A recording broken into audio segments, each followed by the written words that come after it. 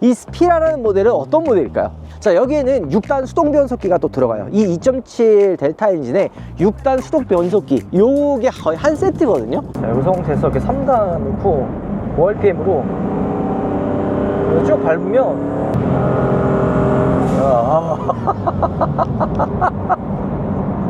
이게 여러분들 이게 진짜로 재밌어요.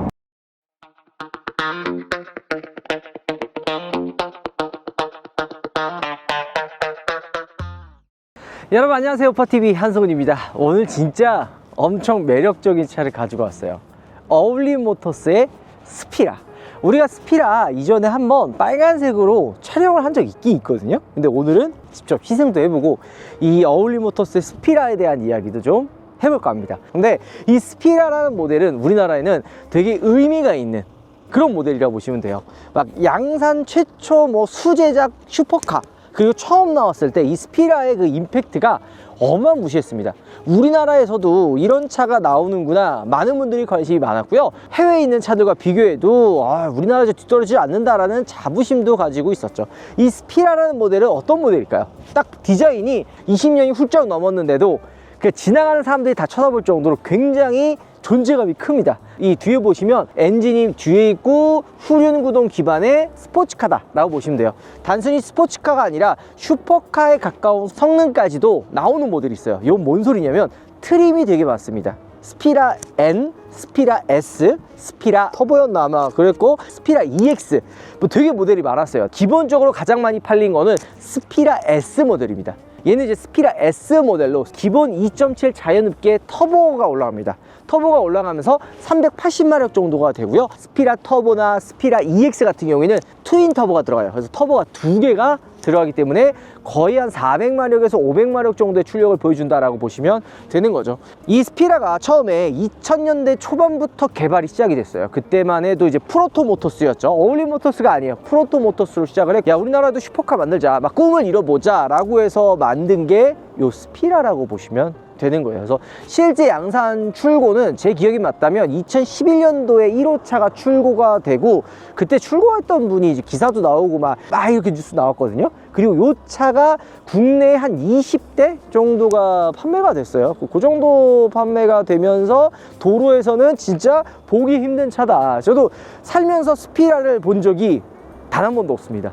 돌아다니기도 힘들고 이게 유지하는 것도 쉽지 않고 만만치 않은 차예요. 보시면 이 스피라 로고, 우리나라가 또 호랑이잖아요. 호랑이 로고도 들어가 있고 차체가 굉장히 낮아요. 그리고 보통 이렇게 차체가 낮은 차들은 리프트라 해가지고 차하고 높이를 올리고 내릴 수 있는 기능이 있거든요. 근데 이제 스피라에는 들어가 있지 않기 때문에 운전하는 게 쉽지가 않다. 보닛도 보면 어때요? 라디에이터 그릴이 있고 이 안쪽으로 구멍이 뚫려 있단 말이에요. 주행하면서 밑에서 이제 바람이 올라와서 다운포스도 만들어주고, 보통 이제 페라리나 람보르기니나 보면 이렇게 이제 본넷에 이제 구멍이 뚫고 에어로 다이나믹처럼 차가 좀 이제 낮게 붕 뜨면 안 된단 말이에요. 특히나 미드시 슈퍼카들은 이 앞에가 되게 취약해요.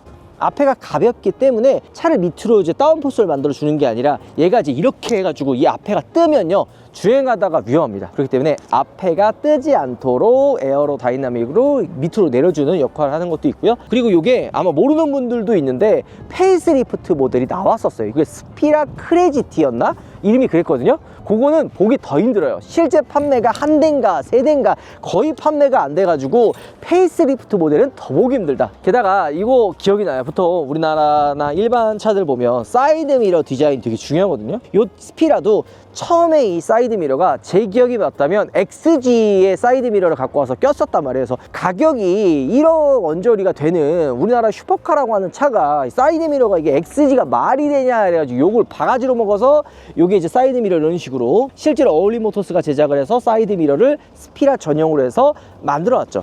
이 가격 하니까 나오는 건데 이 가격이 얼마일까요? 놀라지 마세요. 처음 스타트하는 스피라 N 모델이 7,900이었나? 그 정도 됐고요. 스피라 S 모델이 8,900, 그리고 EX까지가 제일 위에 같은 경우에는 1억 6천이에요.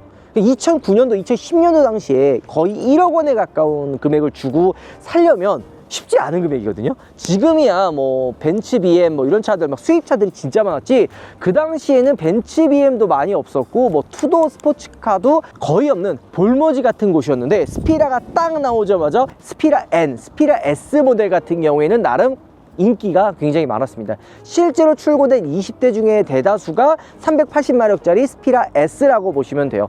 터보 모델도 출고된 게 있는 걸로 알고 있기는 한데 뭐 많지는 않다.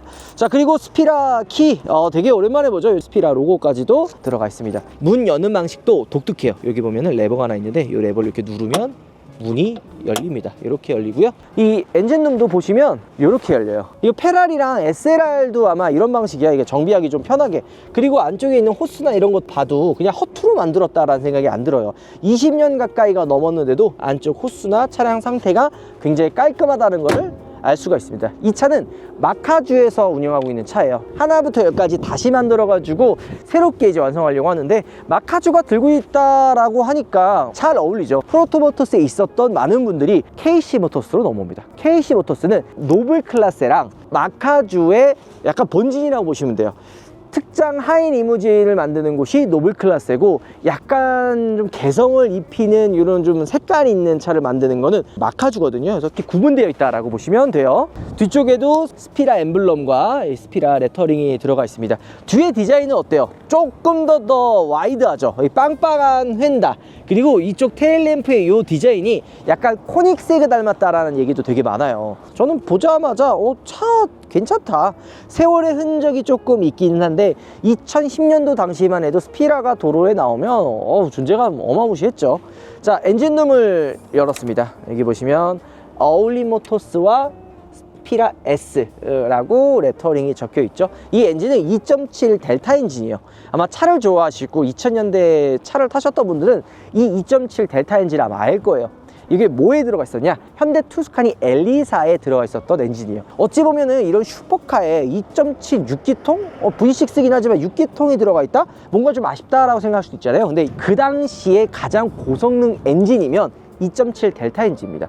물론 2000년대 중반부터 해가지고 막 5.0 타우 엔진 나오고 람다 엔진 나오고 막 이랬잖아요. 그래서 그거 넣으면 되지 왜 2.7 델타 엔진이냐 할 수 있지만, 이게 어울림 스피라가 나올 때까지 진짜 엄청난 우여곡절이 있었습니다. 겨우겨우 완성이 나갔는데 갑자기 엔진을 바꾼다? 그러면 처음부터 인증 다시 받아야 되고 이 프레임 다시 만들어야 되고 완전히 도돌이표기 때문에 어쩔 수 없이 2.7 V6 델타 엔진으로 만들어졌습니다. 아마 얘가 정상적으로 후속 모델이 나왔다면 새로운 엔진이 좀 들어가지 않았을까라는 생각도 조금은 들고요. 자, 여기에는 6단 수동 변속기가 또 들어가요. 이 2.7 델타 엔진에 6단 수동 변속기, 요게 거의 한 세트거든요. 지금은 이제 수동 운전하라 그러면 수동 운전할 수 있는 사람들이 많이 없어요. 다 자동이고 막 이러다 보니까. 이 당시에도 얘기가 되게 많이 나왔었어요. 이 6단 수동 변속기가 아니라 자동으로 좀 넣어주고 좀 이렇게 다르게 이렇게 좀 세팅해서 좀 넣어달라, 이런 얘기가 있었는데, 이게 현실적으로 힘들었던 게 뭐냐면 이 2.7 델타 엔진은 결국엔 선대에서 사오는 거잖아요. 근데 이게 한 세트야. 엔진만 이렇게 뚝 사오는 게 아니라 6단 수동 미션도 가지고 와야 되고 이거를 통합 컨트롤 할 수 있는 ECU가 필요하잖아요. ECU가 이 당시부터 현대가 단순히 그냥 ECU 해가지고 엔진만 이렇게 구분되는 게 아니라 엔진, 미션, 전자계통 이걸 통합으로 이제 ECU가 좀 하다 보니까 따로 이게 수동 변속기가 아닌 뭐 자동 변속기를 넣어가지고 막 이런 커스터마이징이 현실적으로 불가능했어요. 막 이런 어려움들이 있어서 2.7 델타 엔진에 6단 수동 변속기가 들어갔습니다. 500마력, 600마력까지 해도 6단 수동 변속기가 버텨주고요. 이게 이제 기본 모델 같은 경우에는 자연흡기는 뭐 170마력, 튜닝하면 보통 한 300마력 후반까지는 무난히 올라가고요. 약자 500마력까지도 뽑아낼 수 있다라고 보시면 돼요. 자, 그 다음에 엔진의 배치를 보면 이게 커버예요. 실제 엔진은 가로 배치로 되어 있어요. 이게 왜 가로 배치냐면 이 엔진과 미션이 그대로 이렇게 밑에 이제 물려 있잖아요. 요 구성, 요 방식이 조금 이제 뭐 수정을 하고 좀 이게 만지기는 했을 텐데, 자세히 보면은 투스카니 엘리사 엔진 구조랑 거의 비슷합니다. 조금 개선된 게 있겠죠. 제가 거기까지는 잘 모르긴 한데 큰 틀에서는 비슷하다고 합니다. 그런 것들을 좀 이해할 필요가 있죠. 실내를 보면은 어때요? 익숙하다라고 말씀하시는 분들도 있어요. 그 당시에는 뭐 이거 뭐야 이거 뭐 어디서 많이 본 것 같은데 이런 이야기를 했지만, 당시에 굉장히 고가의 차였어요. 기본 모델도 7,900이고 보통 출고하려면 그래도 1억은 줘야 됐었거든요. 1억이면 그 당시 M3, 292 M3를 살 수 있는 가격이기 때문에 신경을 많이 쓰긴 했습니다. 이게 보시면 이 루밀러를 통해서 요 미드십 V6 2.7 엔진도 보이고요. 이런 마감도 손이 닿는 부분들은 가죽으로 꽤 진짜 신경을 많이 썼어요. 6단 수동 변속기가 장착이 되어 있죠. 단수 헷갈리지 말라고 여기 이제 1단, 3단, 5단, 2단, 4단, 6단 이런 식으로 표시를 해놨고요. 후진 같은 경우에는 요거 당겨가지고 뒤쪽으로 빼면 후진이 들어갑니다. 그리고 이제 보면 페달도 이제 메탈 페달 들어가고 안쪽에 스피라 로고가 각인이 되어 있죠. 그리고 시트 벨트도 이렇게 4점식 벨트가 들어갑니다. 그리고 이게 왜 4점식 벨트가 들어가냐면 에어백이 없기 때문에 사고 나면 딱 몸을 잡아줘야 되다 보니까 4점식 벨트가 들어간 거죠. 이게 4점식 벨트다 보니까 타고 내릴 때 좀 불편한 감이 있어요. 운전할 때도 마찬가지로 벨트가 이렇게 좀 앞으로 이렇게 좀 유연하게 좀 나와줘야 되는데 고정식이다 보니까 안 나오거든요. 타고 내리기 좀 수월하기 위해서 이렇게 뒤로 이렇게 밀어놔요. 왜냐면 여기 턱이 높다 보니까 타고 내리기가 좀 어렵거든요. 그래서 시트를 보통 이제 뒤로 이렇게 딱 밀어 놓는데 타면은 발이 안 닿아요. 그럴 땐 다시 이걸 시트를 앞으로 빼야 되는데 살짝 조금 이제 멀다 놓고 꽤나 야성적이에요. 보시면 이런 식으로 발 클러치를 사용을 해가지고 1단으로 주행을 하면 되는데요. 생각보다 진짜로 이 감이 되게 좀 묵직해서 수동 운전을 많이 안 해보셨던 분들은 좀 어려울 수도 있습니다. 창문 닫는 거는 여기 있어요. 중간에 위치해 있습니다. 그리고 핸들 보시면 주행을 하면 조금 부드러워지긴 하지만 기본 핸들 자체도 굉장히 무겁고요. 이 차는 안전장비 이런 것들도 거의 없는 날 것 그대로입니다. 그래서 딱 타보면 꽤나 레이싱카나 뭐 고카트를 타고 있는 듯한 느낌도 들어요. 이게 바로 감성, 이게 바로 운전의 재미 아니겠습니까? 그리고 이 스피라 자체가 워낙 없다 보니까 이 차를 운전해 본 분들도 거의 없어요. 그렇기 때문에 이 차가 과연 어떤 매력일까 하지만 그냥 있는 그대로 날 것의 그대로 느낌을 가지고 있습니다. 게다가 뒤집으시면 블로우 밸브가 돌아가는 소리가 나죠. 터보다 보니까 터보에다 이제 공기를 빨아서 넣어줘야 되잖아요. 그러다 보니까 이렇게 블로우 밸브를 통해서 공기를 빨아들이고 있고요. 싱글 터보이기 때문에 고속 고회전 때는 꽤나 차가 이렇게 고속에서는 꽤나 잘 밀어줘요. 그리고 이 블로우 밸브에 공기 빨아들이는 이 소리가 상당히 매력적입니다. 그래요. 후륜구동이고 미드십 차기 때문에 이 운전을 안 해본 분들이 타보면 그냥 아무 생각 없이 달렸다가는 그냥 날아가요. 이게 어느 정도 이렇게 고출력 차를 운전해 본 분들이 운전을 해줘야 됩니다. 그 다음에 꽤나 민첩해요. 차의 움직임이라든지. 그리고 시트 포지션도 낮고 차가 낮기 때문에 도로의 노면의 그런 움직임이라든지 이 차가 운전자에게 전달해주는 그런 스포티한 주행 느낌도 꽤나 나쁘지 않습니다. 물론 뭐 우리가 뭐 완성도 있는 뭐 독일차랑 비교하면 아쉬운 부분들도 분명히 있겠죠. 근데 이 자체가 괜찮다. 이건 소장 가치가 있죠. 뭐 관리하는 게 좀 조심스럽기는 해요. 부품이 이제 생산되거나 이러진 않으니까 하나하나 막 부품 가려고 그러면은 돈이 많이 들기는 하는데 기회가 된다면 소장해보고 싶은 차이기는 합니다. 자, 이 상태에서 이렇게 3단 넣고 5rpm으로 쭉 밟으면 펀치력도 나쁘지가 않아요.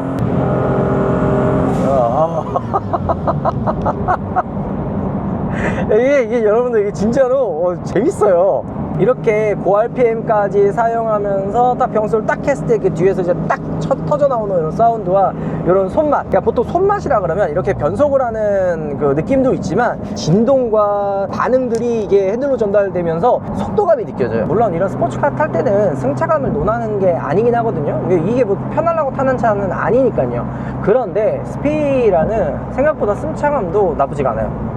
이걸 왜 그러는가 하고 조금 이해해 볼 필요가 있는데, 얘가 이제 더블 위시본 서스펜션이고 또 한 가지는 타이어가 광폭 타이어까지는 아니에요. 그래서 차 자체만 놓고 봤을 때는 막 그렇게 운전이 어렵거나 승차감이 나쁘거나 그러진 않습니다. 꽤나 밸런스도 잘 잡혀 있어요. 지금 이제 스피라의 위치가 좀 아쉽긴 해요. 이게 계속 이어져 왔으면 어울림 모터스라는 브랜드가 좀 더 자리 잡지 않았을까 생각이 들어요. 여러분들 해외에 있는 하이퍼카 브랜드들 있잖아요. 뭐 예를 들어 코닉세그, 뭐 파가니 이런 브랜드들도요, 자기네들이 자체 개발하는 것도 있지만 뭐 파가니 있는 벤츠에서 AMG 엔진 타오는 것처럼 이렇게 막 사와가지고 막 넣는 브랜드도 많고, 여러분들이 모르는 브랜드도 있어요. 뭐 젠보였나 뭐 이런 것부터 시작해가지고 막 들어보지도 못한 브랜드들 다 있는데, 그런 좀 시장의 다양성들 이런 것들이 조금 있었으면 어땠을까. 진짜로 이 스피라가 좀 잘 됐으면 우리나라에서는 이런 미드시 슈퍼카가 있다, 지금도 잘 나오고 있다라는 그런 위치에 있지 않았을까 생각이 듭니다. 이거 하체를 지금 바닥 지금 돌 튀는 거는 밑에 이제 언더커버가 얘가 깨졌어요. 그래서 이게 좀 소리가 나는 거지, 원래 얘도 언더커버부터 있을 만한 것들은 다 있었습니다. 제가 처음으로 진짜 전시장 방문해가지고 시승했었던 차, 그 당시에 이 차를 타보고 야, 되게 매력적이다. 근데 이제 가격 때문에 쉽게 사지는 못했지만, 요 스피라가 나오는 거 보고서는 이제 그때 이제 저도 어울림 모터스에 투자를 했던 거거든요. 그때 얼마나 손해가 또 1,000만 원 날라갔었나 2,000만 원 날라갔었나, 손해를 좀 보기는 했는데 좀 아쉽죠. 다시 좀 부활해서 이런 멋진 모습들을 좀 보여줬으면 어땠을까. 이 스피라라는 차가 참 오랜만에 다시 한번 타보기는 한데 정말 매력적인 차네요. 전자장비가 뭐 없다 그래서 조금은 걱정을 했는데, 국내에 몇 대도 없는 차 지금 내가 이거 사고 내는 거 아니야 걱정을 했는데 꽤나 주행 어렵진 않네요. 그리고 아까 제가 앞쪽에서 잠깐이겠지만 국내에 판매된 게 25대, 4대 정도 됐을 거예요. 그리고 이 차가 수출까지 나갔어요. 모르는 분들도 있더라고요. 해외에서도 스피라가 좀 몇 대, 15대인가? 돌아다니는 것도 좀 보이기는 하는데, 이런 움직임들이 매력적입니다. 제가 이 변속을 완벽하게 지금 잘하고 있지 못해서 조금 진동이나 좀 떨림들 같은 게 있기는 한데, 그건 이제 제가 이거 아직 클러치 감을 몰라가지고 약간 이제 반클러치 좀 깊게 밟으니까 다다닥 충격이나 이런 소리랑 나는 거지, 차가 문제 있어서는 아닙니다. 그리고 얘가 옛날에 잔고장 중에 하나가 페달을 이렇게 딱 밟았는데 페달이 들어가고 이제 안 나오는 것들도 있었대요. 그래서 이런 것들 때문에 좀 위험한 상황들도 좀 있었는데, 이 차는 그런 건 없네요. 그리고 또 한 가지는 이렇게 코너를 돌면 캔들이 되게 민첩해가지고 운전하는 그런 느낌들도 굉장히 좋네요. 그리고 고속에서는 그러니까 운전이 막 그렇게 어렵지 않다고 했는데, 이 반클러치의 감을 잘 모르면 조금 도심에서는 어려울 수도 있어요. 그리고 이게 저속에서의 이 핸들이 상당히 좀 무거워요. 그래서 약간은 도심에서 운전하는 거는 좀 빡세다. 저속에서는 무파워 핸들처럼 클러치 저거 넣는 것도 어렵고 생각보다 운전이 까다로운 차다. 자, 이렇게 해서 도착을 했고, 내리려면은 이거 반대예요. 이렇게 뺀 다음에 이 시트를 뒤로 끝까지 당겨야 내릴 때 좀 더 쉽게 내릴 수가 있습니다. 자, 오늘은 어울림 모터스의 스피라를 한번 타봤고요. 이 차는 마카주에서 운영하는 차다 보니까 여기서 이제 또 새롭게 변신을 할 것 같아요. 외장, 내장 어떻게 변화될지 너무 기대가 되고요. 지금 봐도 촌스럽지가 않네요. 멋지네요. 전체적인 바디 라인도 그렇고 굉장히 잘 만든 차라 생각합니다. 물론 스피라가 처음 나왔을 당시에도 엔진이 한 세대 전 거였어요. 이 당시 막 람다 엔진 나오고 막 GDI 엔진 나오고 막 이런 시점에서 뭐 2.7 자연흡기면 한 세대 좀 전 모델이긴 하지만, 이거를 또 어울림 모터스에 새롭게 튜닝을 하고 만들어서 부족했었던 부분들을 이제 감성으로 채워가지고 잘 됐으면 어땠을까 하는 아쉬움이 드는 그런 모델입니다. 오늘 영상 마무리하도록 하고요. 다음에도 이런 재미나고 멋진 차 가지고 올 테니까 기대해 주십시오. 들어보겠습니다. 지금은 이제 수동 운전하라 그러면 수동 운전할 수 있는 사람들이 많이 없어요. 다 자동이고 막 이러다 보니까 후진이 안 들어가는데? 자, 이거 여기잖아. 1단, 2단, 3단, 4단, 5단, 6단. 아, 맞네. 미안하다. 역시.